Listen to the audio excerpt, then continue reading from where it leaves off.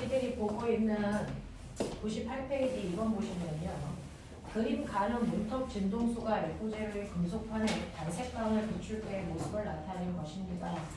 그림 나는 금속판에 비추는 단색광을 시간에 따라 진동수와 세기를 각각 나타낸 것입니다.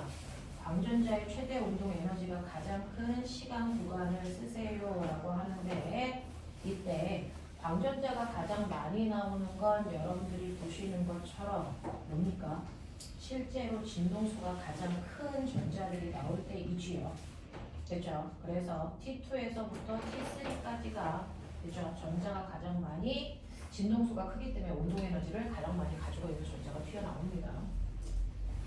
자, 그 다음에 3번 보시면 그리고 광전간의 금속판의 진동수가 F인 단색광을 비추고 양극 전압을 변화시켜 가면서 왼쪽에 마이너스는 역전압이고 오른쪽은 정전압입니다. 정방향 전압이에요.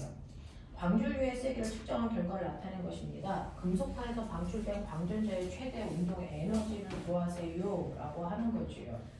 자, 얘네가 튀어나오는 역전압만큼이 얘가 원래 가지고 있었던 에너지죠. 그래서 우리가 알고 있는 전압이라고 하는 게 전기 에너지예요. 그래서 자, 전압이라고 하는 게 전기 에너지고 얘는 그죠? 1쿨롱의 전압을 갖는 전기 에너지잖아요. 그렇죠? 1쿨롱이 아니고 2쿨롱이면 2배 하시면 되고 3쿨롱이면 3배 하시면 되고 2쿨롱이면 2배 하시면 되니까 거기에 전자의 전하가 2잖아요. 그래서 EV0만큼이 얘가 가지고 있었던 처음에 운동 에너지야 라고 했던 거 기억해 두셔야 됩니다. 자, 요만큼이 얘가 가지고 있는 최대 운동 에너지였구나. 이만큼을 정지시키기 위해서 역전압이 필요했구나 라고 하는 거고요.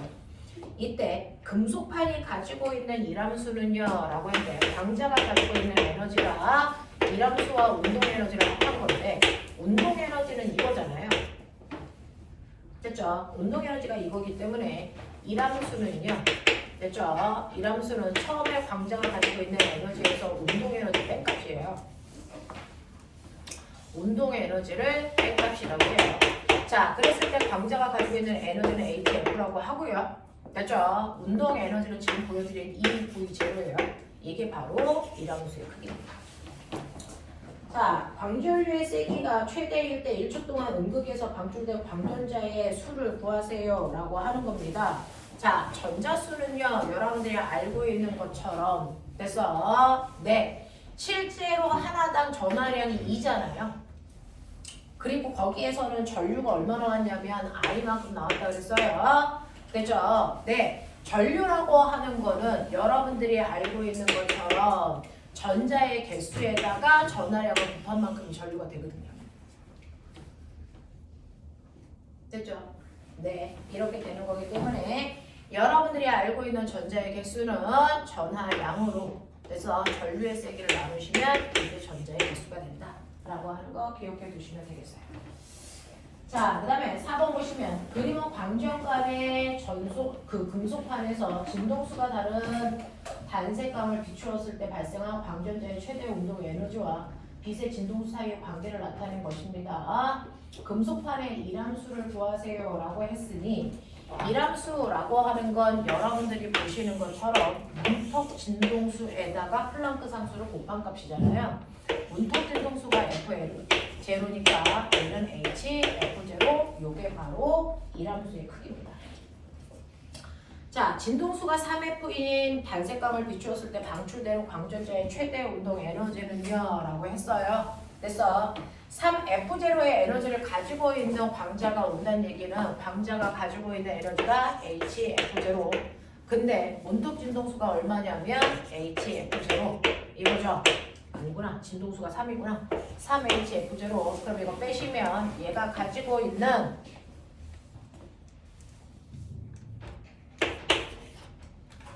이렇게 만들 수 있죠. 그래서 튀어나온 물체의 운동 에너지는 EHF0만큼의 운동 에너지를 가지고 있어. 이렇게 가는 거고요. 광전자의 최대 운동 에너지가 EK를 비춰준 EK이고 비춰준 단색광의 진동수가 F일 때 위 그래프를 식으로 나타내 보세요 라고 했으니까 여러분이 보시는 것처럼 운동 에너지는요. 여기서 광자가 가지고 있는 진동수가 F이니까 HF에서 문턱 진동수 얼마? HF로 뺀 만큼이요. 라고 하시면 되겠죠. 자, 그 다음에 5번 보시면 그림과 같이 광전 효과 실험 장치에서 단색광을 비추고 전원 장치의 전압을 변화시켜 전압과 전류의 세기를 측정하였습니다. 광전간의 금속판은 전원단자 마이너스 극에 금속 막대는 전원단지의 플러스 극에 연결했습니다. 라고 하는 거예요. 자, 여기에 대한 설명으로 맞는 걸 찾아보세요. 라고 했는데 꼬맹아 어떤 일이 발생을 했냐면 실제로 거기에서 보면 금속부가 있고요. 여기서 튀어나온 전자 받으려고 금속판이 있어. 이렇게 되어 있는데 얘가 어떻게 걸었냐면요. 금속부에다가는 금속 막대에다가는 플러스 전압을 걸고요. 여기다 마이너스 전압을 걸었대요. 역전압을 건 거죠. 그러면 여기서 전자가 튀어나가서 전자는 앞으로 가고 싶은데 얘는 밀어. 얘 땡겨. 앞으로 못 가. 이걸 역전압을 걸었다 이렇게 표현하는 거죠. 자, 그래서 이런 식으로 역방향 전압을 겁니다.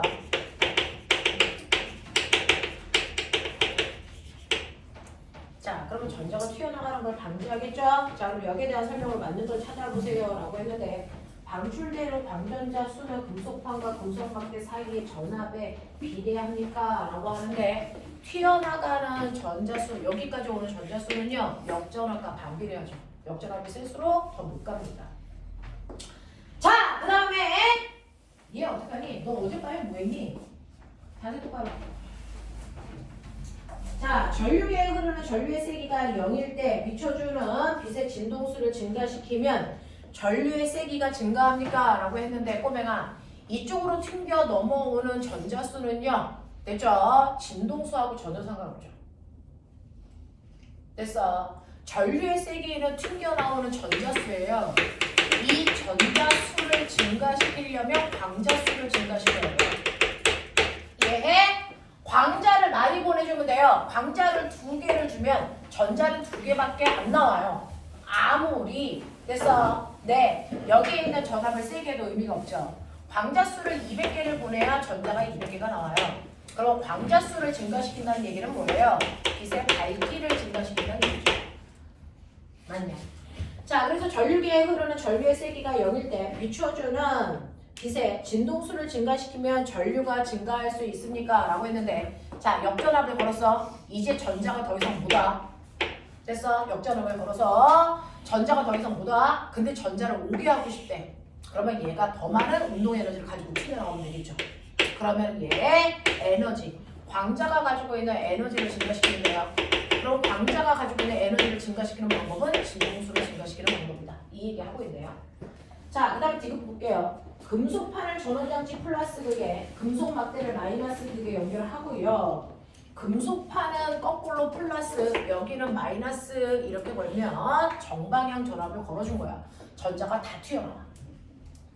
자, 전압을 증가시키면 전류계에 흐르는 전류의 세기를 감소합니까? 라고 했는데 금속판에 플러스 극, 금속 막대를 마이너스 극에 연결하고 전압을 증가시키면 전류계에 흐르는 전류의 세기는 감소하니?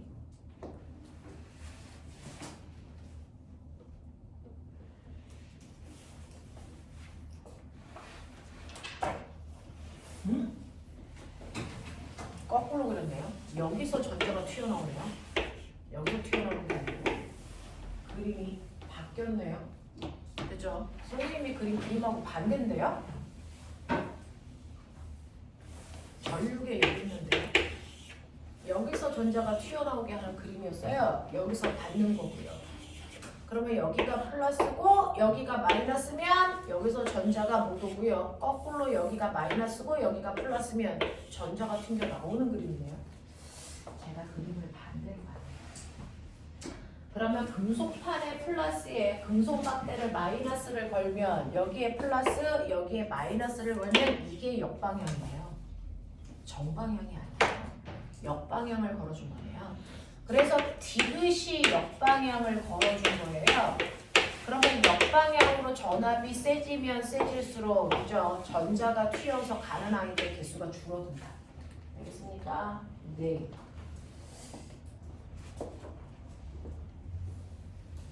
자, 6번 볼게요. 그린 가는 방전 효과 실험 장치를 나타낸 것이고 나는 가의 음극에 단색강 A, C를 각각 비추고 양극 전압을 변화시키면서 전압과 전류의 세기를 측정한 건데 꼬맹아 봐봐.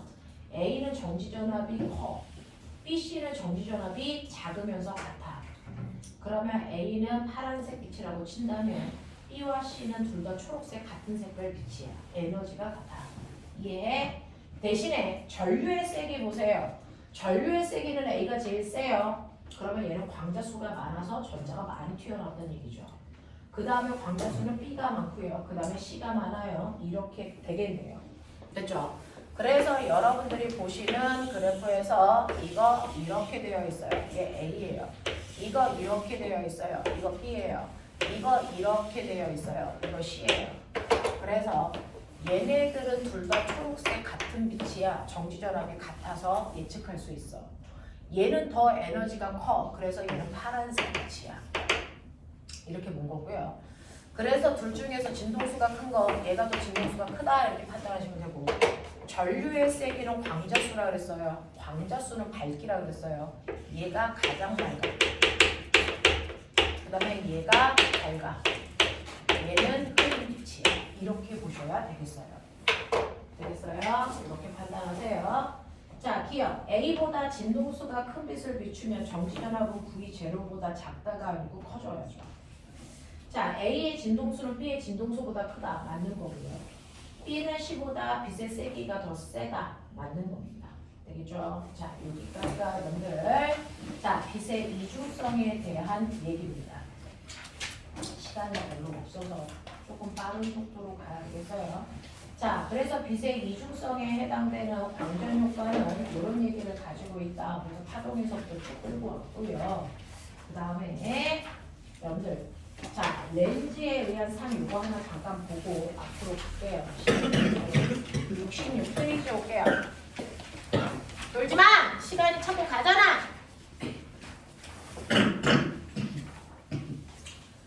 자, 빛에 대한 얘기가 계속 반복되고 있는데, 자, 빛을 이용해서 렌즈의 상을 맺히는 건데요. 자기들이요, 중학교 1학년 때 파동을 중학교 1학년 때 배웠다 그랬으니까, 자, 중학교 1학년 때 배웠던 빛이라고 하는 아이예요. 자, 빛은 반사시켜서 상을 맺힐 수도 있고요. 불절시켜서 상을 맺힐 수도 있어요. 반사를 이용해서 상을 맺히게끔 만들어 놓은 장치가 바로 거울입니다. 불절에 의해서 상을 맺히게끔 만든 장치가 렌즈입니다. 근데요, 거울과 렌즈의 애는요, 거울은요, 여러분들이 보시는 것처럼 앞부분이 이렇게 볼게요. 자, 볼록. 근데 렌즈는요, 이렇게 되어 있어요. 양쪽이 볼록해요. 그래서 네, 볼록 렌즈죠. 그래서 가운데가 주변보다 어떠냐 이렇게 보는 거예요.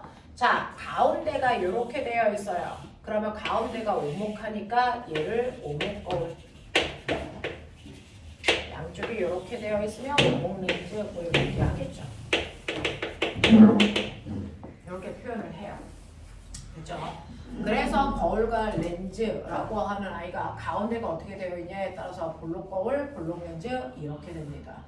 자, 그 중에서 얘네들이요, 됐죠? 여기를 통과했을 때 빛이 어떻게 돼? 라고 하는 빛을 보면 실제로요, 여러분들이 알고 있는 것처럼 볼록 거울과 오목 렌즈는 빛을 어떻게 할까? 라고 하는데 거울과 렌즈는 서로 정반대 성질을 가지고 있으니까 선생님은 렌즈로 설명해 볼게요. 렌즈로 설명하시면 여러분들 실제로 렌즈에서는요, 빛이 불절돼 갑니다. 자, 가운데를 광축 이렇게 불러요. 거울이든 렌즈든 상관없이 가운데를 지나가는 축을 광축이라고 부릅니다. 자, 그리고 빛이 모이는 지점을 우리가 초점 이렇게 하겠죠. 초점거리. 자, 이 초점거리는 어떻게 그리는 거냐면 렌즈 같은 경우에는 이렇게 여기 한 면이 있죠. 이게 사실은 구의 일부분이 잘려진 거예요. 그 구를 완벽하게 다 그려주세요. 이렇게 되어 있어요. 그랬을 때 이 구의 중심이 바로 초점의 2배 되는 거리예요. F. 여기는 우리가 90 그거의 절반값이 각각의 렌즈의 초점거리예요. 알겠어? 자, 이쪽도요. 이렇게 그리시면 90 있을 거예요. 그거의 절반값이 초점거리예요. 되겠어? 양쪽의 볼록한 정도가 똑같다면 초점거리 같겠죠. 우린 그런 애들만 배우고 있는 거예요. 자, 그래서 이렇게 만들어진다. 그래서 90이라는 것과 초점이라는 게 잡힌다. 되겠지?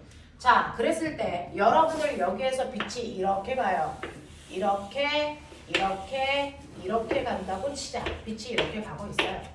그러면 볼록 렌즈에서는요. 네, 실제로 들어갈 때 여러분들 공기 중과 렌즈가 다른 물질이기 때문에 직진할 수 없어 꺾입니다. 그렇죠?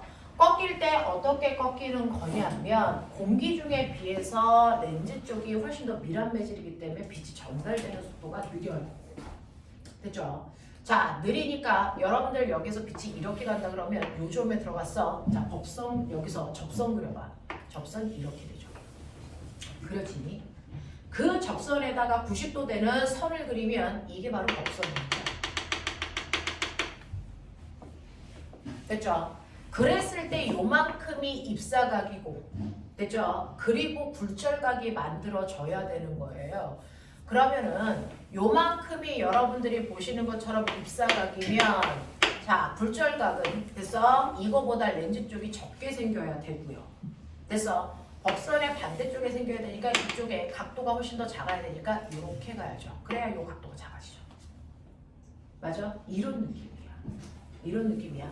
그리고 얘 같은 경우에는 접선에 90도로 들어가는 거니까 그냥 90도로 직진해서 가요. 여기도 잘라서 이렇게 보세요. 접선 이렇게 된다고요. 그랬을 때 이것과 90도 되는 법선을 그려봐. 그랬을 때 여기가 입사각이야.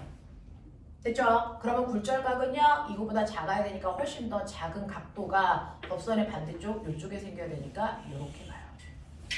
됐어? 그러면 어떤 일이 발생을 하냐면 얘 같은 경우에는 이렇게 렌즈 중심을 향해서 빛들이 모이는 현상들이 생긴단 말이야. 알겠어? 빛들이 모이는 현상들이 생겨. 그래서 얘가 이렇게 초점을 지나가면서 이렇게 간다. 이렇게 간다. 되겠어? 자, 그래서 항상 여러분들 원리는 이래요. 오목 렌즈도 똑같습니다. 그리시면 되는데 원리는 그런데 결과적으로 어떤 일이 발생을 하냐면 그렇다면 볼록 렌즈는요 초점에 빛이 모이네요. 네, 그래요. 됐죠? 그래서 볼록 렌즈는 빛을 뭐한다? 모으는 성질을 가지고 있다. 그러면 오목 렌즈는 거꾸로요. 됐어? 어떤 일이 발생하냐면 거꾸로 그려보시면 얘는 빛이 퍼지는 성질이 이렇게 있어요. 그려보시면 나와요. 됐죠? 자, 그래서 보시면 우리가 머릿속에 기억해야 되는 건 렌즈는 무조건 두꺼운 쪽을 향하려고 한다. 됐어? 두꺼운 쪽을 향한다. 그래서 빛이 이렇게 가다가 자기보다 두꺼운 쪽이 어디 있어요? 아래에 있죠. 그래서 아래로 꺾여요. 됐죠? 이렇게 간 빛은 자기보다 두꺼운 부분이 어디 있습니까? 위에 있죠. 위쪽으로 가요. 됐죠? 오목 렌즈에서 빛이 이렇게 간다. 자, 이 지점보다 두꺼운 쪽이 어디 있어요? 위에 있죠. 그래서 위로 가요. 됐어? 빛이 이렇게 가다가 자기보다 더 두꺼운 쪽이 어느 쪽에 있어요? 아래쪽에 있죠. 아래로 가요. 그래서 오목 렌즈는 빛을 퍼뜨립니다. 이게 렌즈에서의 성격이야. 거울은 정반대예요. 됐어? 그래서 거울은요 볼록 거울이 빛을 퍼지게 해요. 오목 거울이 빛을 모으는 성질을 가지고 있어요. 되겠냐? 되겠냐? 이렇게 되는 거죠. 그래서 여러분들 상이 맺히는 결과는 빛을 모았냐 퍼뜨렸냐 이게 결정해요. 됐죠? 그래서 여러분들이 기억하셔야 되는 거 빛을 모은다. 빛을 모으는 성질을 가지고 있는 게 바로 오목 거울하고요. 뭡니까? 볼록 렌즈입니다. 자, 빛이 퍼진다. 빛을 퍼지게 하는 아이가 바로 볼록 거울하고 뭡니까? 오목 렌즈입니다. 되겠냐? 자, 이렇게 되는 성질을 갖습니다. 자, 그러면 이때요. 상이 맺히는 성질은요. 됐죠? 이렇게 빛을 퍼뜨리게 하는 아이들은요. 상을 항상 축소된 적립 허상을 만들어요. 그 자체로 두면 조작하지 않고 그냥 그 자체로 두면 됐어. 축소된 정립, 허상을 만들려는 성질을 가지고 있죠. 얘네들은요, 거울이나 렌즈 어디에 있어도 항상 이상이 맺혀요. 됐니? 근데 얘는요, 빛을 모으는 성질을 가지고 있는 아이들은요, 상이 세 가지로 생겨요. 축소된,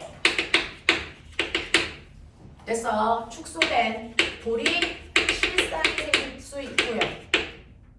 확대된 돌이 실상이 생길 수도 있고요.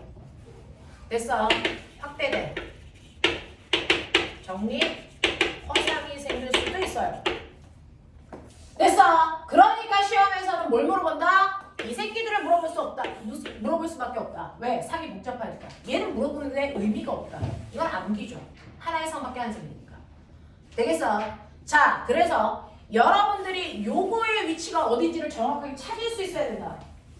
선생님 시간만 있으면 한번 작도해보자 라는 얘기도 할 수 있는데 지금은 시간이 없어. 작도할 시간은 없고요. 선생님이 그냥 혼자 그려볼게요. 그러니까 정신 차려서 보세요. 자, 이렇게 볼록 렌즈가 있고 가운데를 지나는 광축 그렸어요. 여기가 초점이고 초점의 2배 되는 90이라고요. 자, 그랬을 때 내가 물체가 90보다 바깥쪽에서부터 이제 물체가 다가오는 거예요. 여기서부터 물체를 이렇게 안쪽으로 밀어갈 거예요. 자, 그랬을 때 90까지 올 때까지, 90에서 초점까지 올 때까지, 초점보다 안쪽에 들어갈 때까지. 됐어? 이게 바로 상을 세 종류를 만드는 과정입니다. 그 중에서 90까지 올 때까지의 첫 번째 상이 얘입니다. 됐어? 90에서 초점거리 사이에서 두 번째 생기는 상이 얘입니다. 당연히 세 번째 상이 초점보다 안쪽에 있을 때 맺히는 상의 종류를 써드린 거예요. 되겠어? 자, 보시면요. 실제로 렌즈를 지나갈 때요. 빛이 이동하는 경로는 3개밖에 없어. 꼬맹아, 단순해. 3개밖에 없어. 이렇게 물체 윗부분에서 빛이 나오는데요. 이 빛이 어떤 애는 광축과 나란하게 가겠죠. 그래서 렌즈랑 부딪히겠죠. 그러면 광축과 나란하게 간 빛은 렌즈이기 때문에 반대편으로 가는데 갈 때 어디를 향해 가냐면 반대편에 있는 반드시 초점을 지나갑니다. 100%입니다. 100%입니다. 알겠어? 광축과 나란하게 간 빛은 반대편의 초점을 반드시 지나갑니다. 이게 경로예요. 자, 두 번째는 어떤 일이 발생을 하냐면 그래서 이렇게 광축하고 나란하게 간 애는 반대편의 초점을 지나간다고요? 자, 이제부터 기합니다. 정신 차려. 자, 두 번째는요. 앞쪽에 초점을 지나간 아이도 있죠. 앞쪽에 초점을 지나간 아이는 렌즈에 닿는 순간 거꾸로 갑니다. 됐어? 광축과 나란하게 갑니다. 광축 지나온 애는 초점 지나가고 초점 지나온 애는 광축과 나란하게 가요. 알겠어? 이 두 개가 반대 경로로 갑니다. 자, 그 다음에 세 번째 어떤 일이 발생을 하냐면 얘가 렌즈의 중심을 지나가요. 렌즈의 중심을 지나가는 애는 그냥 직진합니다. 알겠어? 이거 세 개밖에 없어. 자, 그러다 보면 빛이 실제로 한 지점에 모입니다. 그 빛이 모이는 지점에 상이 생깁니다. 머리 쪽에서 나온 빛이 여기 있으니까 머리의 모습이 여기 생겨요. 그러면 상이 거꾸로 뒤집혀서 생길 수밖에 없어요. 되겠어? 자, 이때 상이 원래 위치 위아래 모습 그대로 생기면 얘를 정립상이라고 해요. 위아래가 안 바뀐 상이 정립상이야. 위아래가 거꾸로 뒤집혀서 생기는 상을 뭐라고 합니까? 이걸 도립상이라고 해요. 그래서 보세요. 얘는 도립상이 생겼죠. 보입니까? 도립상이 생겼어요. 되겠지? 자, 위에 있었던 모습이 아래로 나왔어요. 위아래가 뒤집혔다고요. 그걸 도립이라고 해요. 안 뒤집히면 정립이라고 해요. 알겠니? 알겠어요? 자, 그 다음에 자, 여기에서 실상이냐 허상이냐가 나오는데요. 실상은 뭐냐면 실제로 여기서 나온 빛이 모여서 만든 상이 실상이에요. 빛이 모이지 않고 상을 만든 걸 허상이라고 해요. 근데 얘는 실제로 나온 빛이 모여서 상을 만들었으니까 실상입니다. 되겠죠? 그래서 여러분들이 보시면 이 1번 구간에서는요. 그래서 도립되어 있는 실상이 생깁니다. 됐어. 자, 근데 얘가요. 됐죠? 더 앞으로 왔다고 치자. 더 앞으로 와. 그러면 작도 할 필요 없지. 빨리 유추해. 앞으로 가. EF까지 얘가 계속 앞으로 간다고 치자. 빛은요. 두 개만 모이면 나머지 하나가 뭐예요? 세 개 다 그릴 필요도 없어요. 그래서 이 두 개 선 중, 이 세 개 선 중에서 두 개만 그리시면 되는데 얘가 앞으로 갑니다. 그러면 어떤 일이 발생할 줄 아세요? 이거 보라색 선 안 그리셔도 돼요.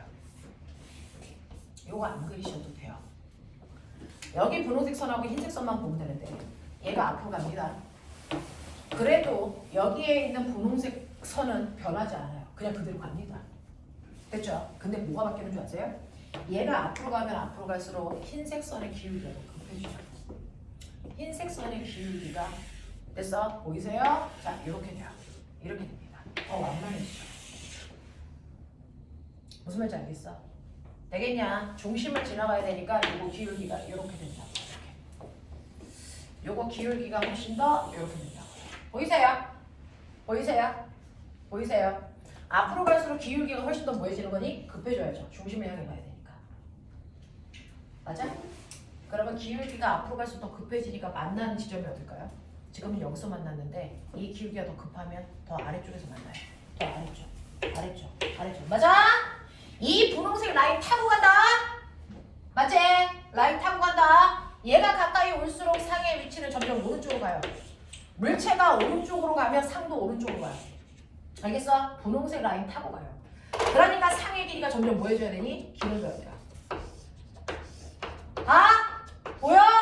자, 그랬을 때 나의 키보다 점점 가까이 갈수록 커지고 있어요, 상이. 맞지? 자, 그랬을 때 정확하게 나의 크기가 2m면 생긴 상의 크기도 정확하게 2m인 포인트가 있겠죠. 어딘 줄 아세요? EF에 왔을 때 맺힌 상의 크기가 나의 길이와 정확하게 일치합니다. 알겠어? 그럼 결론은 뭐야? 그거보다 왼쪽에 있을 때는 나보다 키가 작은 상이 생겼다는 거죠. 알겠냐? 축소된 상이 생깁니다. 그랬다가 EF에 오면 나하고 크기가 똑같은 아이가 생겨요. 알겠어? 네. 그랬다가 EF보다 안쪽으로 들어가는 순간 나보다 큰 애들이 생겨요. 확대된 상이 생겨요.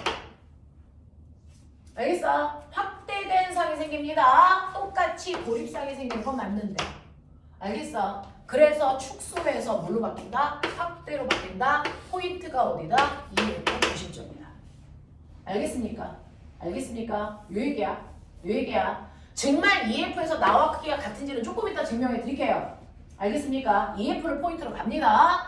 그래서 축소해서 확대로 바뀌는 거지 도립 실상이라고 하는 현상을 들어가지 않는다. 빛이 모여서 생기는 거다. 근데 이게 커지다 어떻게 되는 줄 아세요? 꼬맹아 F에 왔다고 쳐봐. 빨리 그려봐. 3, 4 황승현 정신 차려. F에 왔다고 쳐봐. 상 어떻게 될 거니?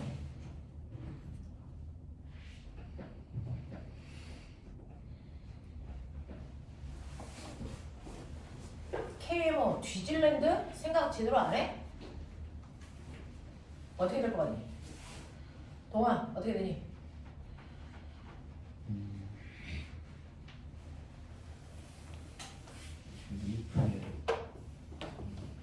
F에 오면 상이 어떻게 될까요?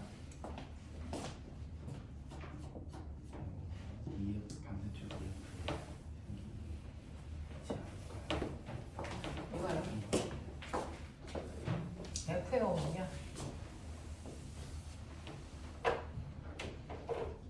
광축과 나란하게 가고 광축과 나란하게 갔던 애가 초점을 지나서 이렇게 오는 이 라인 타고 상이 이렇게 맺히면서 오른쪽으로 가면 상의 크기가 점점 커져요. 그래서 정확하게 나의 크기와 똑같을 때가 바로 제가 EF에 왔을 때고요. EF를 지나가면 나보다 키 큰 애들이 생기는데 여기에서 만약에 F에 오면 꼬맹아 눈치챘어? 여기 F에 왔어? 그러면 여기서부터 초점을 지나가야 되니까 이렇게 가겠지. 요 기울기와 요 기울기가 어떠니? 이게 같아. 그러면 상이 생기려면 두 빛이 만나야 되는데 만날 수 있냐 없냐? 기울기가 같으니까 못 만나. 알겠냐? 알겠냐? 그래서 얘는 상이 생기지 않아요. 상이 안 생겨요. 이래 상이 안 생기는 위치입니다. 여기는 상이 생기지 않습니다. 너무 커서 상이 생기지 않아요. 됐죠? 이 기울기 값이랑 이 기울기 값이 나란하기 때문에 상에서 외칠 수가 없어요. 알겠냐? 이렇게 됩니다. 아, 황승현. 마지막 날까지 너네 이럴래. 정신 안 차려. 자, F보다 더 안쪽으로 들어와. 어떻게 하냐? 이제 어떻게 돼? 그러면 여기서 중심을 지나가야 되는데. 됐죠? 자, 여기에서 얘가요. 보시면 이렇게 광축과 나란하게 가리는 축점을 지나가야 되고요. 여기에서 중심을 이렇게 지나가야 되는데 이때 요 각도가 점점 벌어져요. 이쪽에서 빛이 모일 수가 있어 없어? 이게 불가능합니다. 됐어? F 안쪽으로 들어가면 이 빛과 이 빛이 만나는 지점에 상이 생겨야 되는데 됐죠? 그동안은 각도가 이쪽이 작아지면서 점점 만나는 지점이 생겼었는데 F에 오면 나란해지기 때문에 못 만나고 F보다 안쪽에 들어오면 이 각도가 더 벌어져서 절대 이쪽에서 만날 수 없어요. 점점 멀어져요. 그럼 거꾸로 가면 이렇게 되면은 앞쪽에서 연장선에서 빛이 만나는 됐어? 네, 거짓말 위치가 생깁니다. 실제로 빛이 만나는 게 아니고요. 만나는 것처럼 보이는 환상의 위치가 생기죠. 거짓말 위치. 거기에 상이 어떻게 맺힙니까? 이렇게 생깁니다. 이렇게 실제로. 됐어. 자, 그래서 보시면 아래 위 안 바뀌었어요. 그대로 생겼죠. 위아래 안 바뀌었습니다. 그래서 안으로 들어오면 정립상이 생겨요. 근데 그 정립상이요. 나보다 항상 키 큰 애가 생겨요. 됐어? 네. 그래서 정립된 확대된 정립상이 생기는데 나보다 키가 크니까 여러분들 확대된 상이 생기는 거고요. 그 다음에 얘는 빛이 모이지 않았으니까 화상이 생겨요. 이해? 하겠어. 이렇게 갑니다. 그래서 각각의 세 개의 위치가 생기는데 그 위치를 여러분들이 보시면 EF, F, 그 다음에 렌즈 앞까지 끌고 오면서 상이 이렇게 세 종류가 생긴다. 그죠? 자, 근데 매번 이렇게 작동하는 거 불가능합니다. 됐죠? 렌즈를 가지고 이렇게 여러분들이 수능을 본다든가 다양한 문제를 풀 때 이렇게 작동하는 거 불가능합니다. 그래서 우리는 작동하지 않아도 됐니? 실상이 생기는지 허상이 생기는지 정립상이 생기는지 도립상이 생기는지 나보다 키 큰 애가 생기는지 작은 애가 생기는지를 한꺼번에 알 수 있는 렌즈식이라는 걸 만든 거죠.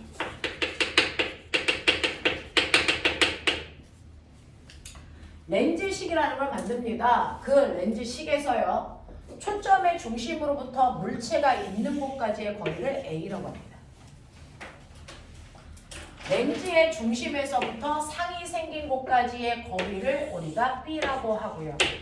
이 렌즈의 초점 거리를 F라고 표현할게요. 되겠어요? 자, 그랬을 때 꼬맹아 A분의 1 플러스 B분의 1이 F분의 1이다. 이게 렌즈식이야. 이게 끝이야. 이걸로 다 알아내. 그래서 A분의 1 더하기 B분의 1은 F분의 1이다. 이게 렌즈식이고요. 요거 하나로 모든 걸 다 해결한다. 되겠냐? 그러면 이걸로 그 상이 세 가지가 생긴다는 거 확인할 수 있어요? 있어요! 됐어? 자, 이거 가지고 실상인지 허상인지 알 수 있고요. 나보다 키가 큰지 작은지는 A분의 B의 절대값이 나의 키의 몇 배야 라고 하는 M 뭘 결정합니까? 배율을 결정해. 자, 그래서 나보다 키가 큰지 작은지를 확인할 수도 있는데 예를 들어서 초점거리가 10cm라고 치자. 그럼 당연히 EF는 20cm야. 맞아? 근데 얘를 어디다 놔? 30에다가 놓을게. 됐죠? 초점거리를 10cm로 놓는다. 자, 근데 물체를 30cm 위치에 놓겠지. EF보다 먼 곳에 있어. 그러면 생각해봐. 뭐야? 축소된 도립 실상 생겨야 돼. 알겠어? 축소된 도립 실상이 생겨야 됩니다. 자, 그렇다면 볼게요. 여러분들이 보시면 일단은 상이 생기는 위치가 어딘지 찾아야죠. 30분의 1 더하기 B분의 1이 얼마입니까? 10분의 1. B 값 구해. B B값 구해. 얼마 나오니?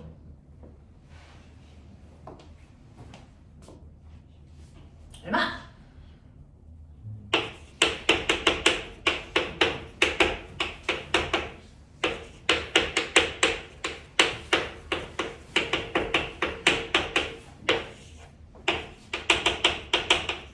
보여? 보여? 네. 그래서 B값이 15 나와요. B값이 플러스 15 나와요. 자, 이 B값의 첫 번째 플러스가 무슨 뜻? 실상이란 뜻. 되겠어? 15cm다 라고 하는 건 렌즈로부터 됐죠? 15cm 떨어진 곳에 생긴다는 뜻. 그러면서 느낄래요? 꼬맹아, 허상은 무조건 어디에 생긴 줄 아세요? 허상은 렌즈를 기준으로 물체가 있는 방향에 생겨요. 맞아요. 자, 실상은 어디에 생기냐면 물체와 렌즈를 기준으로 반대편에 생깁니다. 알겠죠? 그러니까 얘는 실상이 생겼다는 걸로 봐서 물체와 반대편의 상이 생겼구나. 얼마? 렌즈로부터 15cm 떨어진 곳에 생겼구나. 이 뜻이에요. 되겠어? 되겠어? 그래서 실상이 생겼다는 건 플러스 값으로 확인한다. 자, 그러면 그 중에서 내가 EF보다 먼 곳에 생기면 축소된 애가 생겼다 그랬어. 그럼 축소인지 어떻게 알아? 여기다 집어넣어. 되겠어? 물체의 위치는 10cm인데 상이 생긴 위치는 15cm야. 그러니까 얘 얼마니? 1.5지. 되겠어? 뭐야? A가 30 A가 30이었잖아? A가 30이고 B가 15야. 그럼 얼마니? 2분의 1이지. 나보다 절반밖에 안 되는 크기의 상이 생긴 거야. 그러니까 실제 얘의 크기가 2m라면 상은 1m짜리가 생겼다. 알겠어? 축소되는 애가 생겼다. 이런 얘기야. 납득이 되냐? 납득이 되냐? 그럼 선생님, EF에 실제로 있었으면 얘가 20cm면 나하고 똑같은 크기의 상이 생긴다 그랬죠. 볼게요. EF에 넣어봐. 여기가 20이야 보면. 됐어? 그럼 B값은 얼마니? 20. 말돼? 말돼? 되죠? 그러면 A와 B가 똑같네? 이거 20, 20이네? 크기는 나와 똑같죠? 한 배. 알겠습니까? 이렇게 나온다니까. 하겠어? 되죠? 네. 물체를요, 초점하고 EF 사이에 넣어요. 만약에, 됐죠? 얘는 EF가 20이니까 그 사이에 넣는다는 건 15cm에 넣는다고 치자. 그러면 A 값이 15야. 빨리 구해. B 값 얼마 나와? B 값 구해주세요. 얼마? 30? 됐어요? B 값이 30 나온대. 그러면 아까 선생님 뭐라 그랬어요? EF와 F 사이에는 나보다 확대된 상이 생겨야 된다 그랬죠? 자, 그럼 보세요. 자, A 값이 얼마냐면 15고요. B 값은 30이에요. 나보다 2배 크기가 생겨. 확대된 거 생기는 거 맞죠? 그리고 B 값이 플러스가 나왔으니까 실상인 거 맞죠? 실상은 무조건 도립입니다. 알겠어? 실상은 무조건 도립이야. 허상이 중립이야. 알겠어? 네, 그래서 도립이라는 것도 확인할 수 있죠? 되죠? 이런 얘기예요. 자, 그 다음에 요거보다 안쪽으로 첫 줄보다 안 좋게. 얼마 넣습니까? 얘 거리를 A를 5cm로 넣어. 해봐, 빨리. 이거 5야. B가 얼마 나와? B 얼마? 마이너스 10. 마이너스 나왔죠? 허상이란 뜻이야. 허상은 중립상이야. 알겠어? 네. 자, 그리고 여기다 10 집어넣어봐. A는 5, B는 10. 보이세요? 나보다 2배 큰 허상이 생겨. 맞니? 요렇게 듣고 계시면 돼. 나오죠? 요렇게 갑니다. 자, 그래서 여러분들이 그림을 그려서 작도하셔도 됩니다. 전 작도가 편해요. 작도하세요. 됐어? 그 작도한 결과를 간단하게 정리한 게 렌즈식입니다. 됐죠? 그래서 렌즈식에서 여러분들이 이렇게 기억하시면 되는데요. 자, 이때 여러분들이 아셔야 되는 거 B에는 뿔마가 있다. 자, B 값을 계산했는데 플러스가 나왔어요. 실상이라는 뜻이다. 마이너스가 나왔어요. 허상이라는 뜻이다. 되겠어? 자, 그 다음에 F 값을 넣을 때도요. 플러스 초점거리, 마이너스 초점거리가 있어요. 플러스 초점거리는 볼록 렌즈의 초점거리를 플러스 값으로 넣으셔야 됩니다. 오목 렌즈의 초점거리는 마이너스 값으로 넣습니다. 됐어? 그럼 선생님 A는 없어요? 있어요. A는 뿔마가 있어요. 자, A의 플러스는 실제 물체까지의 거리. 됐어? 네, 실제 물체까지의 거리가 플러스입니다. 근데 내가 어떤 물체를 비출 건데 이게 실제 물체가 아니고요. 실제 물체에 의해서 생긴 상이 됐어? 이 거울의 실물처럼 비춰. 라고 하는 됐어? 실제 물체가 아니고요. 허의 물체를 됐어? 상을 비출 때는 얘는 마이너스 값으로 왔습니다. 여기까지는 모르셔도 되는데 이렇게 뿔마의 의미가 있다. 알겠습니까? 기억해 두시면 돼요. 이때 허의 물체를 이용한 게 뭔지 아세요? 망원경이에요. 망원경. 현미경. 이라고요. 한 번만 하고 그래도 할 건 해야죠. 시간이 아무리 없어도. 현미경이나 망원경은요. 렌즈가 하나가 아니고 렌즈 두 개를 이용해서 상을 맞춰서 보는 거예요. 됐죠? 네. 그래서 이렇게 망원경이 이렇게 생긴 거 아세요? 이렇게 해서 망원경에 렌즈가 두 개가 있는 거 아세요? 이런 거. 됐죠? 이렇게 되어 있을 때예요. 자, 그랬을 때 여기가 광축이 이렇게 나란해야 돼요. 이렇게 한 선에 광축이 있어요. 자, 그랬을 때요. 여기에서 보시면 됐죠? 엄청나게 멀리 있는 곳에 별이 있어요. 자, 여기가 F고 여기가 F. 됐죠? 근데 그거보다 먼 곳에 별이 있단 말이죠. 그러면은 여기서 생긴 I는요. EF보다 멀리 있으니까 기억나요? 뭐가 생깁니까? 축소됨. 뭐가 생기냐? 돌입. 실상입니다. 그래서 축소된 돌입 실상이 여기 어딘가에 생길 거야. 그래서 얘가 요따시만하게 생겨. 그렇죠? 그러면 이 별은 봐봤자 잘 보이지 않아. 분석이 안 돼. 그러면 이걸 확대하기 위해서 얘를 이용하는 거죠. 근데 얘를 이용할 때요. 확대시키기 위해서 얘를 어떻게 하냐면 이 상이 맺히는 곳이 이 렌즈보다 됐어. 이 렌즈의 초점거리보다 안쪽에 맺히게 해요.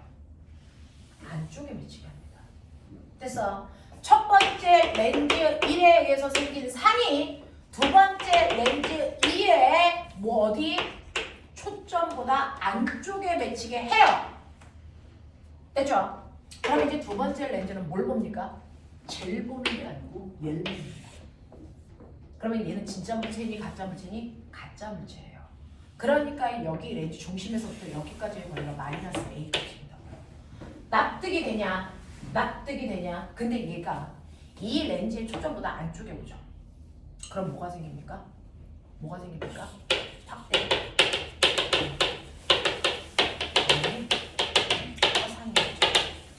그래서 이 상이 되죠? 여기에 연락크게 이렇게 맺혀요. 되겠어? 이렇게 맺힌다고요. 됐죠? 정립상이니까 물체와 같은 방향에 생겨. 알겠습니까? 허상이니까. 그리고 초점보다 안에 있으니까 확대된 상이 생겨요. 그래서 이거에 의해서 맺힌 상이 이렇게 생긴다. 그래서 실제로 너네가 망원경으로 보는 물체는요. 얘가 보여요. 얘가 보인다. 알겠어? 이렇게 만든 게 굴절 망원경이에요. 이렇게 만든 게. 알겠냐? 이렇게 됩니다. 그래서 이걸 통해서 이 별을 실제로는 이 별을 확대해서 이렇게 보지만 중간 단계에는 얘가 본 겁니다. 되겠죠? 이렇게 되겠지? 그래서 여러분들이 나중에 그래서 여기에 있는 문제를 풀어보시면 요거에 의해서 요거 위치 구하고 요걸로 요거 위치와 크기를 구합니다. 되죠? 네, 두 번에 걸쳐 계산하는 거야. 렌즈씩 두 번 넣어서. 됐지? 자, 그랬을 때 얘의 위치는 마이너스 A 값으로 잡고 가야 된다. 알겠니? 알겠니? 이렇게 가는 거. 이렇게 가는 거. 되겠죠? 이렇게 해서 망원경이 보입니다. 자, 거기에 있는 그림 중에서요.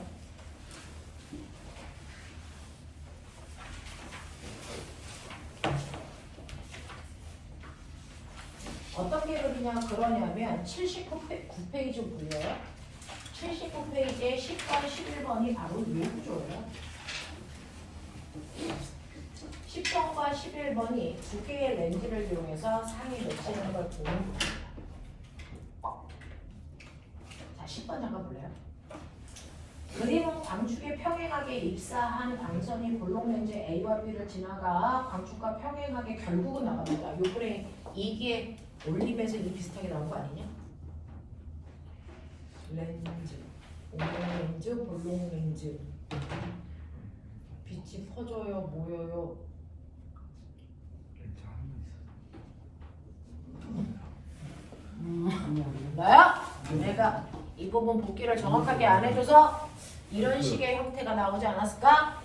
원시, 근시 나왔다며. 렌즈 종류는 두 개인데 여기서 빛을 실제로 할때 중요한 선택해서 하면 너네가 복귀한 문제랑 나중에 한 달 후에 뜨는 문제가 다르면 너네는 다 뒤질랜드야 이 새끼들아. 다를 수도 있어요. 헛소리 하지 마. 저도 그렇게 말해서 나도 기억이 안 나.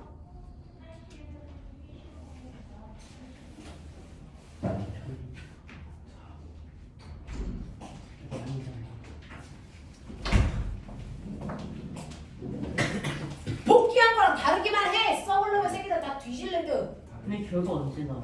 3월 20 그때 벌써 그걸 나한테 물어봐. 홈피에 떴을 텐데. 그리고 시험 보기 전에 그거 컴퓨터 테스트 하라는 거 너네 그렇죠. 잘 알고 했어? 아니면 전화 와서 했어? 저거 그 문자 받고 있는데 그 거기서 오는 문자. 학원에 어떤 애가 해야 된다고 해가지고. 그래서 효진 선생님이 일일이 전화하고 나서 한 애도 있다고. 그게 양현준이 아니었을까라는 내가 생각을 하고 있었는데 그러지 않았냐? 자, 그래서 이거 렌즈식에다가 넣어가지고 하시면 되는데 10번 보실래요? 이렇게 되어 있어. 얘가 이렇게 되어 있고요. 그 다음에 여기에 렌즈가 이렇게 있네요. 자, 이때 빛이 와요. 이렇게 왔는데 연병할 이 새끼는 이렇게 나가. 어떻게 이럴 수가 있어? 이거는요. 선생님이 얘기했죠. 광축과 나란한 빛은 무조건 어디 지나가야 된다? 초점.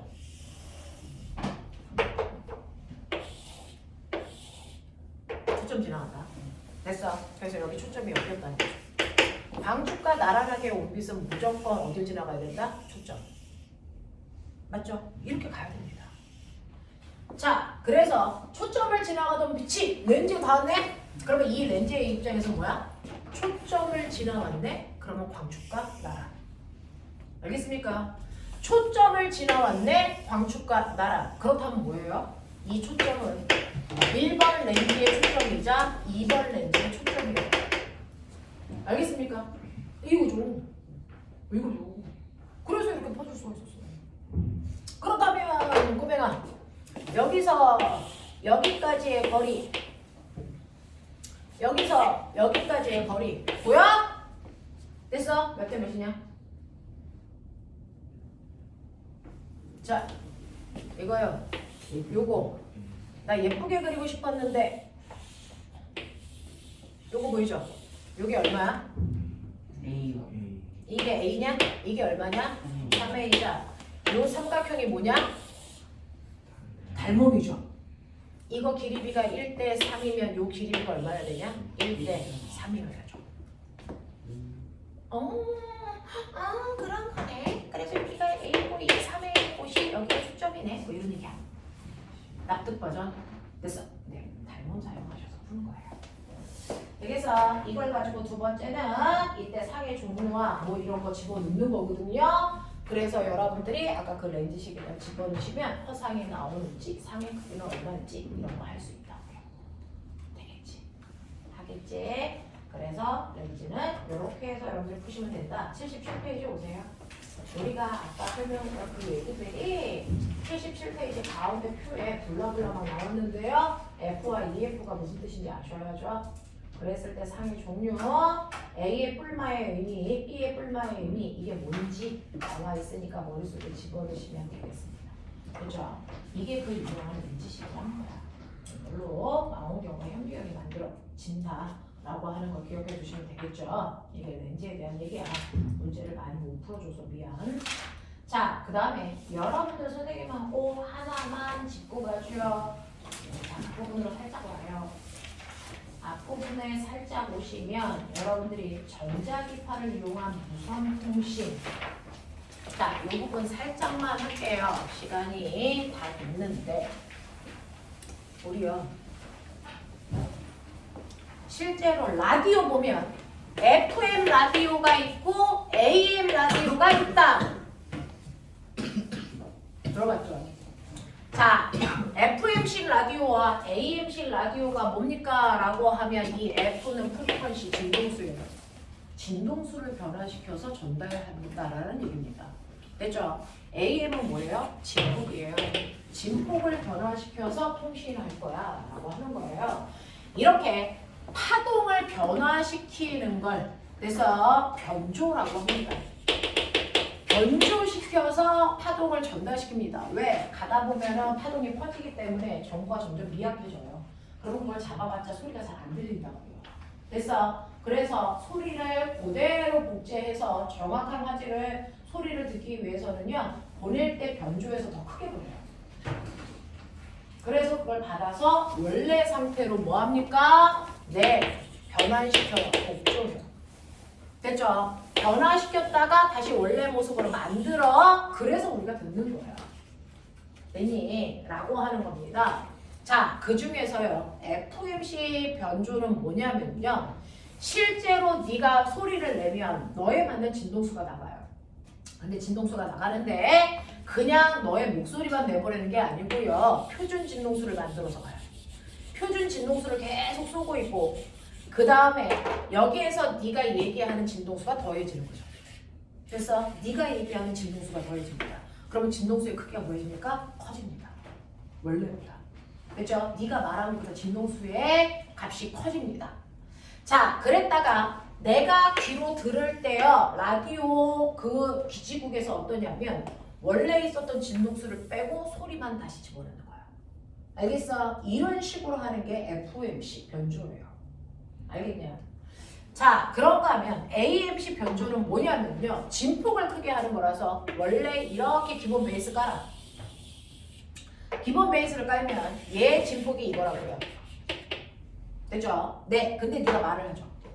네가 말을 하면 이런 식으로 나옵니다. 됐죠? 이런 식으로 나올 거 아니야? 자, 그러면 거기에서 뭐가 일어납니까? 간섭이 일어납니다. 진폭이 커져요. 됐죠?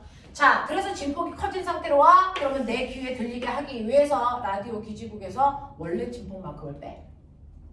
됐어? 그러면 나의 소리만 남습니다. 보낸 소리만 남습니다. 됐어? 이렇게 해서 받아. 이게 AMC 방식이야. 그래서 FM이다 라고 하는 것과 AM이라고 하는 건 내가 그 통신 파동을 보낼 때요. 어떤 걸 변화시켜서 보낼 거냐, 더 진폭시킬 거냐, 진동수를 변화시킬 거냐, 진폭을 변화시킬 거냐. 이거에 따라 FM과 AM이라고 하는 형태가 결정된다. 됐어? 네. 그래서 어떤 거를 변화시킬 거냐인데 여러분들이 가지고 있는 그림 살짝만 볼게요. 자, 라디오에서 어떤 변화를 일으키는 거냐면 55페이지에 그려져 있어요. 변조와 복조하는 건데 자, 56페이지 가운데 그림 보시면 가운데 그림은요. 전기 신호를 일단은 기본 베이스를 다 깔아요. 자, 전기 신호를 보내는데 그 중에서 진폭을 변화시키는 AM식은요. 일단 일정한 진폭을 가지고 있는 거에다가 네가 말을 해요. 그럼 진폭이 커진다고요. 자, 그랬다가 거기에 있는 변화된 걸 빼고 원래대로 바뀌는 거. 됐죠? 이게 AM식이고요. FM식은 진동수를 더 같이 거기다가 더해줘요. 그러면 진동수가 커지면서 됐죠? 받을 때는 기본 베이스를 빼고 받는다고요. 그래서 어떤 거를 변화시킬 거냐에 따라 FM식과 AM식이 달라지는 것 뿐이다. 됐죠? 그래서 실제 통신을 할 때는 변조와 복조 과정을 거친다라고 하는 거. 그래서 이 정도만 기본적으로 알아두시면 여러분들이 파동 파트에서 해야 될 것들은 다 하신 겁니다. 이론 설명은 다 했는데 앞부분에 질문 받을 시간이 없어서 자, 이 질문은 선생님이요 어떤 거 설명해 주세요를 카톡으로 찍어서 보내주실래요? 문제 풀다가. 됐어? 그러면 그거를 선생님이 그죠? 네. 설명해서 보내드리도록 하던가 아니면 됐어? 남아서 질문을 하고 가시던가. 알겠냐? 둘 중에 하나 하시면 될 것 같아요. 그래서 뒷부분에 도플로 효과까지 풀었는데 전자기 표현 발신과 수신부터 시작해서 렌즈 방정식하고 그 다음에 광전 효과 못 풀었어요. 그거 집에 가서 반드시 풀어서 채점해보세요. 알겠어? 오늘 여기까지 합니다. 그동안 고생하셨습니다.